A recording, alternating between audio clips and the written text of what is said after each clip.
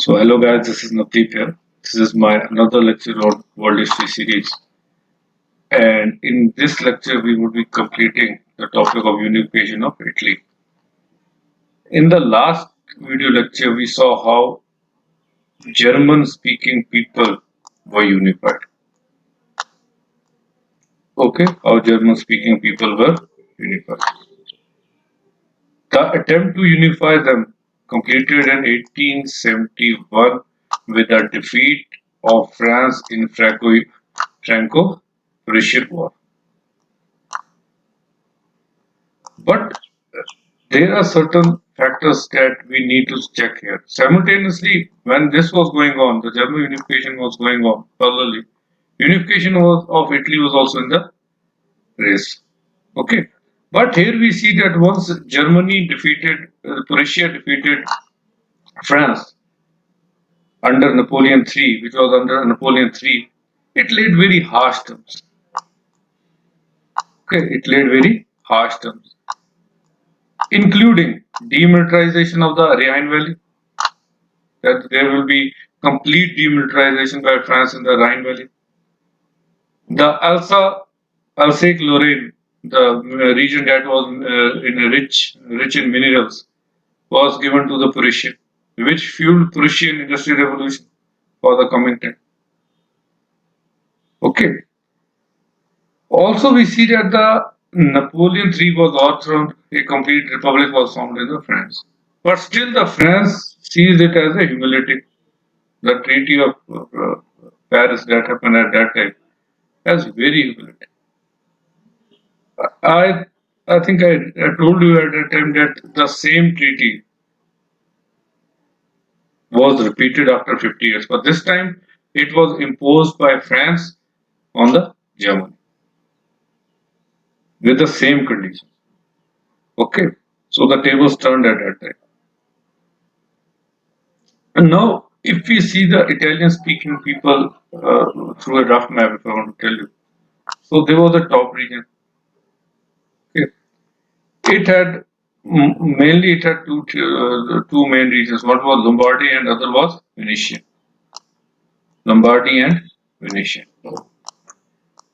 And then there was a kingdom of Piedmont and Sardinia.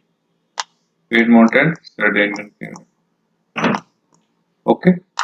And in between we see that there was a papal state, mean the one that ruled by the church, the Rome. Okay. So the papal state. We'll call it the papal state because the papal state was ruled by the Pope. Okay, it included the Rome. And then we see that there were Sicily and Naples. Sicily and Naples. If you remember the Congress of Vienna of 1815, we see that the papal state was restored. The rule of the command of Pope was restored.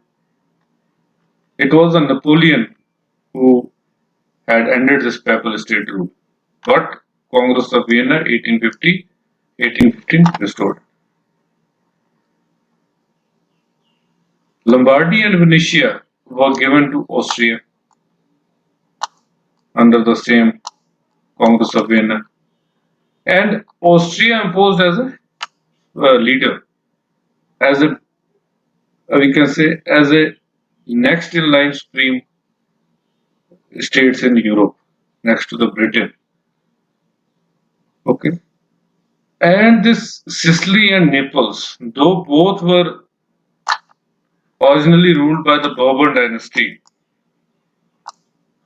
were given to France. Were given to France. Okay. And Piedmont and Sardinia, these were the independent kingdoms. These were in the independent kingdom. Okay. Now, the concept of the unification of the Italian states also began the same with the German state, that is in 1806 when the Napoleon raised this idea.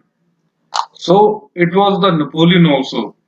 In case of Italian unification, also that Napoleon also said that let's unite the linguistic countries like Poland, like Germany, like Italy. But the first step was taken by the kingdom of Piedmont and Sardinia. But before, if we see before, were there any attempts? Yes, there were attempts. In 1848, we see a movement called as Young Italy movement. We see a movement called Young Italy movement. And this Young Italy movement was led by Mazzini. This Young Italy movement was led by Mazzini. So what happened in this Young Italy movement? It was an underground movement. So what do you mean by underground movement? By underground movement, we mean that it was a militant type of militant type of activities that were undergoing by this organization. Okay.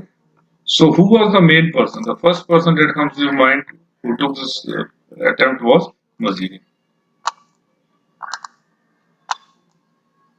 Okay.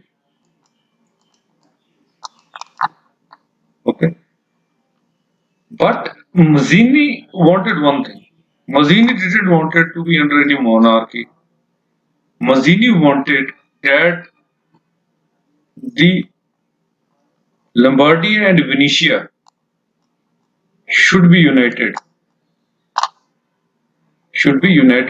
and a complete Republic of Italy should be formed. Republic of Italy should be formed.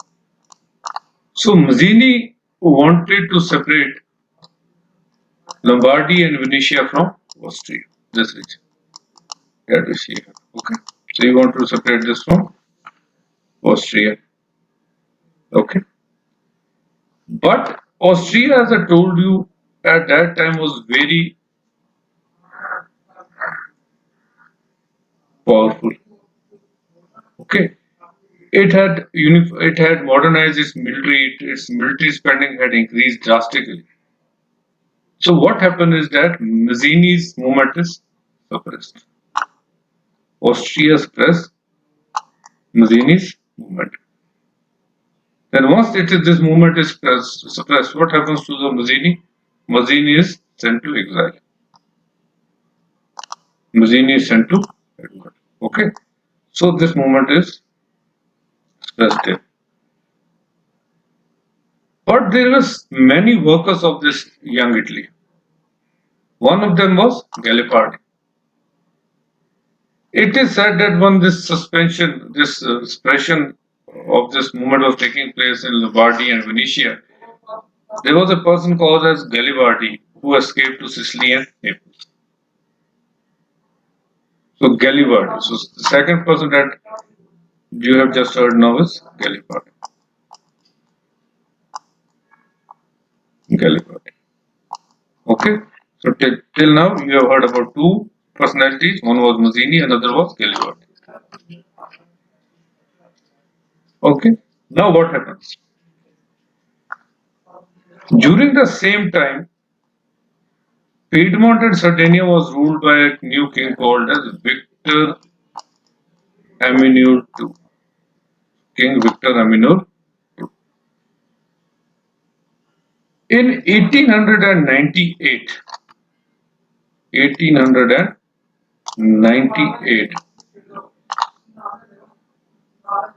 Victor Emmanuel II appoints Count Contour, Count of Contour, as his prime minister. Count of Contour as his prime minister. So now third and fourth personality have been introduced. So it's like a movie, you have to remember the main characters. तो पहला character था मजीनी, young Italy movement वाला. तो उसके बाद आते हैं आपके गबार्डी जो कि इस प्रेशर से भाग जाते हैं. फिर आते हैं आपके 1898 में किंग विक्टर एमेन्यूल II जो अपॉइंट करते हैं एक प्राइम मिनिस्टर काउंट ऑफ कॉन्टर. ठीक है, तो चार करेक्टर आपके भी हो चुके हैं. अब जिस टाइम पे वो बनते हैं आपके विक्टर एम्यून, जिस टाइम के किंग बनते हैं, उस टाइप के कंडीशंस के होते हैं, वो हम दिखा देते हैं। यहाँ हैब्सबर्ग एम्पायर था ऑस्ट्रिया का, ओके। यहाँ पर पेपल स्टेट थी रोम, जिसे मैंने आपसे कहा हुआ था कि रोम थी यहाँ। Okay, this is a rough map. यहाँ पर आपकी नेपल्स एंड सिसिली की किंगडम थी, okay. Kingdom of सर्डेनिया and Piedmont यहाँ पे थी। लंबार्डी और वेनेशिया दोनों हैम्बर्ग एम्पायर के अंडर थे। ये इस टाइम पे कंडीशन थी, ओके। अब ये थे विक्टर एम्यूनुअल टू, जो किसे अपॉइंट करते हैं, विस्कर काउंट, ये काउंट ऑफ कैवर। बेंसो इनका नाम था असली, जाके काउंट ऑफ कैवर ने कहा, इन्हें प्राइम मिनिस्टर बना था। इन भाई साहब का सोल काम जो इनको दिया जाता है वो यही होता है, unification of Italy. Same like Bismarck, जिन्हें पुरुषन किंग ने जो काम दिया हुआ था, unification of German territory, same ऐसे इन्हें ही ये काम दिया जाता है कि आपको जितनी भी इटालियन स्पीकिंग जो रीजन्स है उनको यूनाइट। काउंट ऑफ कैटर एक चीज रियलाइज करते हैं कि पिडमोंट एंड सर्देनिया बहुत स्मॉल किंगडम, ये बहुत स्मॉल किंगडम। अब जो पिडमोंट एंड सर्देनिया की किंगडम है, ये ऑस्ट्रिया जैसे एम्पायर को, ओके, आपके ऑस्ट्रियन एम्पायर को, आपके फ्रांस को, और अगर रशिया की इंटरफेरेंस हो जाए तो ये सब टैकल नहीं कर सकते। तो उसको करने के लिए क्या करते हैं काउंट ऑफ कैंटर? सबसे पहले ये बात करते हैं मॉडर्नाइजेशन ऑफ आर्मी। तो ये कहते हैं, विक्टर एम्यूनुअल को कहते हैं कि आर्मी को आप मॉडर्नाइज करें, ओके, आर्मी को आप मॉडर्नाइज करें। और जब तक आर्मी आपकी मॉडर्नाइज हो रहे, क्योंकि देखिए मैंने आपसे लास्ट लेक्चर में भी कहा था कि बिस्मार्क और नेपोलियन के बीच में कोई डिफरेंस था, वो यही था कि एक मिलिट्री से डील करता था, मिलिट्री माइंड से कैप्चर करना चाहता, दूसरा डिप्लोमेटिकली चला। सेम डिप्लोमेसी कहीं ना कहीं काउंट ऑफ कैंटर ने भी चली। इन्होंने क्या चली, 1853 में हम देखते हैं कि क्रीमियम वॉर चल रही थी। 1853 में क्रीमियम वॉर चल रही थी। पिडमोंट और सर्देनिया जो कि बहुत छोटी किंगडम है, लेकिन ये इसमें फ्रांस को और ब्रिटेन को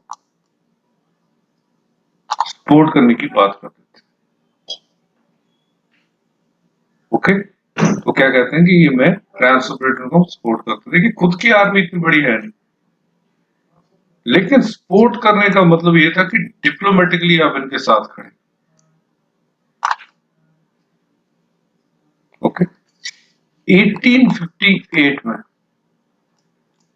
सेम इसी डिप्लोमेसी के करके जो 1853 में की थी, इसी के इंतजार चलते हैं। ये हवा फैल चुकी थी कि पिडमोंट ऑफ सर्देनिया जो है, ये लंबार्डी और वेनेशिया के लिए ऑस्ट्रिया पे अटैक कर सकता। तो ब्रिटेन जो है ये प्लेज करता है कि मैं तो न्यूट्रल रहूंगा, मैं। और आपका फ्रांस जो है इनको मिलिट्री प्लेज कर देता है कि मैं आपको मिलिट्री सपोर्ट करूंगा इसको, ठीक। अब होता ये कि 1858 में आपके जो पिडमोंट एंड सर्देनिया, ये इनडायरेक्टली अटैक करता है लंबार्डिया पे और वेनेशिया को अटैक करता है। इनडायरेक्टली अटैक का मतलब यह था कि कोई फॉर्मल वॉर का ऐलान नहीं हुआ था, कि इनडायरेक्टली ये अटैक करते। लेकिन इसमें ये हो जाता है कि जब वापस से ऑस्ट्रिया इन पे अटैक करता है, अब फ्रांस जो है वो सपोर्ट हटा देता है, लेकिन पिडमोंट एंड सर्डेनिया जो था, क्योंकि 1848 में जैसे मैंने आपको कहा था बहुत हैवी जो थे मॉडर्नाइजेशन करते हैं आर्मी की, तो ये ऑस्ट्रिया को हरा देते हैं। और ये जो लंबार्डिया है, लोम्बार्डी जो है ये फ्री हो जाता है, लोम्बार्डी या पिडमोंट एंड सर्डिनिया के साथ मिल जाता है। लेकिन जो विनीशिया था, तो होता क्या है कि जो विनीशिया लोम्बार्डी था वो तो आपके किंगडम के साथ मिल जाता है, लेकिन जो विनीशिया था वो अभी भी ऑस्ट्रिया एम्पायर के साथ है। अब क्या हो चुका है, लोम्बार्डी को पिडमोंट के साथ मिला चुका है। ठीक, पहला स्टेप आपका पूरा हो। अब हम चलते हैं 1861 की ओर। ठीक, 1861 की।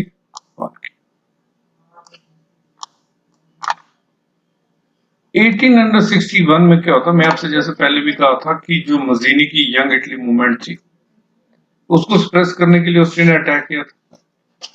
तो उसका एक लीडर जो था गलिबार्डी जो था वो भाग के कहां सेटल हो जाते हैं, सिसिली एंड नेपल्स। मजीनी ने जो है उस टाइम के जो विक्टर एमिन्यूल के फादर थे किंग चार्ल्स आल्बर्ट को, उनको लेटर भी लिखा था कि आप हमारी हेल्प करिए, लेकिन क्योंकि तब ऑस्ट्रिया से इतना डरते थे कि उन्होंने मना कर दिया था, किंग चार्ल्स आल्बर्ट ने मना कर दिया था। मजीनी का इन्फ्लुएंस ऑफ कोर्स रोसू था, ओके। लेकिन जो है मजीनी, अगर आप चाहे महात्मा गांधी देखेंगे, जवाहरलाल नेहरू देखेंगे, सावरकर देखेंगे, तो सबके सब वो मजीनी के ही फॉलोअर, ओके। तो 1861 में क्या होता है,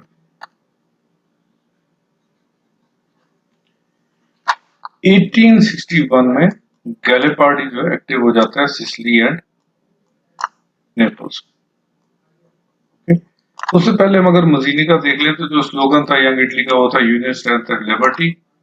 और जो आप इटली का फ्लैग देखेंगे, इंडिया की तरह ट्राई कलर फ्लैग है, उसकी जो 3 कलर्स है वो यूनियन स्ट्रेंथ और लिबर्टी को इंडिकेट, ओके। अब जो आपको ये क्वेश्चन पूछा जा सकता है, ये मेंस में डायरेक्ट क्वेश्चन ऐसे आ सकता है, discuss the unification of Italy in accords of count of countries, तो डायरेक्ट ऐसा क्वेश्चन आ सकता है, ओके।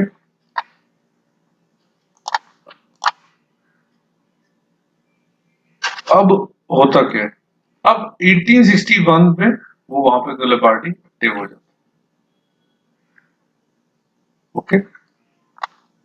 लेकिन 1858 में जब ये लोग लंबार्डी को कैप्चर कर लेते हैं, पिडमोंट और सर्डिनिया के साथ मिला देते हैं, ये क्या करते हैं, विक्टर एमिन्यूल जो अपनी फोर्सेस को भेजता है वेटिकन, सॉरी पैपल स्टेट,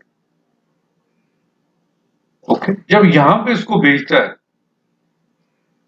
तो जो तब का आपका जो पोप था उसे वेटिकन सिटी में जाकर रहना पड़ता, यानी अब रोम भी जो था 1858 में ही किसके पास आ गया था, वो आ चुका था पिडमोंट और सर्डिनिया के पास, ओके। तो यहां मैं आपको दिखा दूं, पिडमोंट और सर्डिनिया जो लंबार्डिया को अपने साथ मिला लेते हैं 1858 में, तो वो आर्मी भेजते हैं यहां से अब लंबार्डिया के थ्रू पैपल स्टेट, ओके। और जो आपका प्रीस्ट था, जो आपका पोप था, पोप जाके वेटिकन सिटी में रहने लग जाता। अब रोम जो कि जिसे कॉन्स्टेंटिनोपल कहते थे, सॉरी कॉन्स्टेंटिनोपल, जो कैस्टरडोम का जो हेड था पैपल स्टेट में, उसको जो एग्जाइल में रहना पड़ता है, पोप चल जाते वेटिकन सिटी में, और पैपल स्टेट जो है वो किसके अंडर आ जाती है, इटली के अंडर आ जाती है, ओके। सो रोम 1858 में कैप्चर कर लेते हैं पिडमोंट एंड सर्डिनिया, ओके। लेकिन अब 1861 में गैलिबार्डी जो थे, जो वहां पर मैंने आपको बताया था एक्टिव हो चुके, अब आपका लंबार्डी आ चुका है, आपका रोम आ चुका है, 1858 में दोनों आ चुके हैं, पोप आपका वेटिकन में रह रहा है, विक्टर एमिन्यूल को जो है क्रिश्चियनिटी से निकाला जाता है इस एक्ट के बाद, लेकिन वो परवाह नहीं करता। अब उसका फोकस रहता है नीचे की दो साउथर्न किंगडम्स की ओर, यानी सिसिली और नेपल्स की। वहां पे गिलिबार्डी जो था एक्टिव था ही। Garibaldi belong to young Italy group, लेकिन जो गिलिबार्डी के जो सपोर्टर्स थे उसे रेड शर्ट्स कहा जाता है। तो ये कुछ शर्ट्स जो आपको याद रखनी पड़ेगी, red shirts linked with Garibaldi, okay, तो डायरेक्ट क्वेश्चन भी आपको पूछा जा सकता है कभी प्रीलिम्स में। अब गिली पार्टी मैंने आपको कहा ये रिपब्लिक बनाना चाहता था, लेकिन इसको जो आर्म सपोर्ट देता है पिडमोंट एंड सर्डिनिया, पैसा देता है, तो ये वहां पे सिसिली और नेपल्स को जो है थ्रू एन रिवॉल्ट अलग कर लेते। अब ये इन दोनों को रिपब्लिक बनाना चाहता था, लेकिन इसे फिर काउंट ऑफ कंट्रोल थ्रेटन करते हैं कि हम वापस आप पे भी अटैक कर सकते हैं, तो ये फिर विक्टर एमेनुअल को अपना किंग मान लेता है और फॉर्मली जो है 1861 में kingdom of Italy under Victor Emmanuel II जो है बनती है। लेकिन अभी भी आपका वेनिशिया जो है वो अलग है। ओके, अब किंगडम ऑफ इटली में क्या क्या आता है आपका? ट्यूरिन आता है, फ्लोरेंस आ जाता है, रोम आ जाता है, ओके, सर्डेनिया आ जाता है, सिसिली आ जाता है, नेपल्स आ जाता है। वेनिशिया अभी भी अलग है, वेनिशिया अभी भी अलग है। 1865 में ही ऑस्ट्रिया और प्रूशिया की वॉर हो रही थी वो नॉर्दर्न जर्मेनिक स्टेट्स, वो हमने कर दिया, ऑस्ट्रिया इसमें हार चुका था। तो बिस्मार्क जो था वो खाली यहाँ से जर्मेनिक स्टेट्स नहीं जीतता है, वो वेनिशिया को भी अलग करके फर्डिनेंड और सर्डेनिया के साथ मिला देता है। तो बिस्मार्क जो था, जैसे मैंने आपसे कहा था, डिप्लोमेट, तो वो एक डिप्लोमेटिक एक्ट चलता है जिसके अनुसार वो पिडमोंट और सर्डेनिया को जो है बचा हुआ उनका जो हिस्सा था वेनिशिया वो दे देता है। ओके, अब देखा जाए तो खाली रोम बचा हुआ था। रोम जो था, जैसे मैंने आपसे कहा था कि पेपल स्टेट थोड़ा सा आया हुआ था, पेपल का जो एरिया था वो आया हुआ था, रोम वाला आधा हिस्सा आ गया था, लेकिन आधा भी बाकी था। ठीक, अब रोम की जो आर्मी थी, अपनी आर्मी नहीं थी, रोम के पास अपनी आर्मी नहीं थी। रोम किस पे डिपेंडेंट था? फ्रांस पे। लेकिन जब प्रूशिया हराता है फ्रांस को, तो रोम जो है वो भी इटली को हैंड ओवर हो जाता है। तो 10 इटालियन यूनिफिकेशन कब कंप्लीट होती है? 1871। मैंने आपसे पहले ही कहा था कि यहाँ पे कि यहाँ पे थोड़ा सा जो रीजन था वो अभी भी बाकी था रोम का। पेपर स्टेट तो ये लोग ले आते हैं, अटैक ऑफ 1858 जिसमें पोप जो वेटिकन चला जाता, लेकिन थोड़ा सा जो रोम का हिस्सा था वो अभी भी बाकी था। तो ये जो रीजन है ये आके एंड में आपके 1871 में मिल जाता। ओके, बाय जब फ्रांस हार जाता है, क्योंकि रोम की अपनी आर्मी नहीं थी, रोम किस पे डिपेंडेंट था? फ्रांस पे। लेकिन जब फ्रैंको प्रूशियन वॉर में फ्रांस हार जाता है तो रोम किसके पास आ जाता है? पिडमोंट एंड सर्डिनिया पे। ओके, सो 1871 में जाके ये कंप्लीट हो जाता है। मोनार्की जो है इटली में अबॉलिश होती है 1946 में। ओके, और 1948 का जो कॉन्स्टिट्यूशन बनता है वो इटली की गवर्नमेंट बनाता है। इसी में यहाँ पर एक कॉन्स्टिट्यूशन कोर्ट बनता है जो गवर्नमेंट की एक्शंस को इंश्योर करता है कि गवर्नमेंट एक्शंस जो ले रही है वो ठीक है, अकॉर्डिंग टू कॉन्स्टिट्यूशन है या नहीं। तो this was the whole process of आपका यूनिफिकेशन ऑफ इटली। फिर एक बार रिवीजन कर देते हैं। 1840 1830 में जो है मजीनी लिखते हैं किंग ऑफ सर्डेनिया को कि आप हमारी हेल्प करें यूनिफिकेशन में। वो हेल्प नहीं कर पाते क्योंकि पिडमोंट और सर्डेनिया बहुत वीक थी, ऑस्ट्रिया बहुत पावरफुल था। ओके, 1848 में फिर मजीनी यंग इंडियन मूवमेंट स्टार्ट करता है, लेकिन उसे सप्रेस किया जाता है बाय ऑस्ट्रियन फोर्सेस। 1861 के आते आते विक्टर एमेनुअल काउंट ऑफ कॉन्टर को अपॉइंट करते हैं किंग सोल जॉब, आपने यूनिफाई करना है इटली को। तो सबसे पहले वो किसको यूनिफाई करते हैं? वो सबसे पहले क्या करते हैं? 1953 की क्रीमियम वॉर में वो फ्रांस और ब्रिटेन को सपोर्ट कर देते हैं। सपोर्ट से वो एक डिप्लोमेटिक रिलेशन बनाते हैं। ब्रिटेन जो न्यूट्रल हो जाता है, फ्रांस उन्हें सपोर्ट मिलिट्री सपोर्ट दे देता है। 1861 में जब वो अटैक करते हैं तो वो सबसे पहले लंबार्डिया कैप्चर कर लेते हैं। वेनिशिया अभी भी किसके पास रहता है? ऑस्ट्रिया के पास। 1858 में और इसी वो अटैक करते हैं, लंबार्डियन फ्री कर देते हैं। 1858 में ही वो पेपर स्टेट पे कैप्चर कर लेते हैं। किंग जो है वो वेटिकन में चला जाता है, रोम अभी भी फ्री होता है, रोम अभी भी फ्रांस के पास होता है। ऐसे यहाँ पे नीचे नेपल्स एंड सिसिली जो थे अभी भी वो फ्रांस के पास। ठीक, फिर आगे आगे आपकी जैसे फ्रैंको प्रूशियन वॉर्स होती है 1861 1865 में, उसमें ऑस्ट्रिया म्यूनिशिया को रिलीज कर देता है along with northern Germanic states.